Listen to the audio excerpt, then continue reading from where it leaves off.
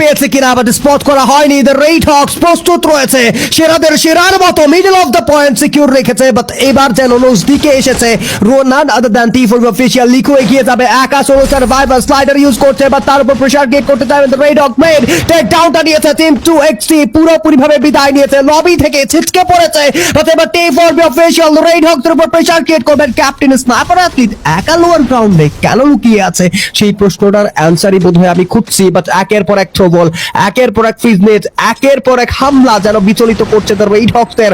Watt net that was, but এবার মায়ানের শটে রাত ভাই পুরোপুরি ভাবে বিদায় নিয়েছে, বাংলাদেশ টপ 1 বিদায় নিয়েছে।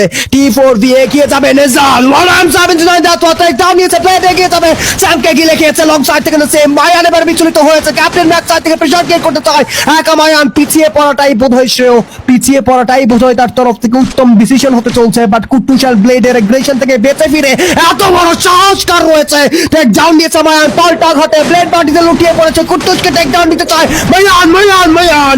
ব্যাক সাইড থেকে Kutus says no more, the last solo survivor from the side of T4 official. It's a 1v2 scenario, nice shot, Kutus says no more, and the booyah goes to the Red Hawks and a team Bangladesh back to back দুটো বুইয়া, back to back দুটো ম্যাচের MVP blade. আর এই জায়গায় এই stability প্রমাণ করে কেন তারা বাংলাদেশের সেরা স্কোয়াড, কেন পুরো বাংলাদেশ তাদের জয়ধ্বনিতে মেতে উঠে। আর এখন বোধহয়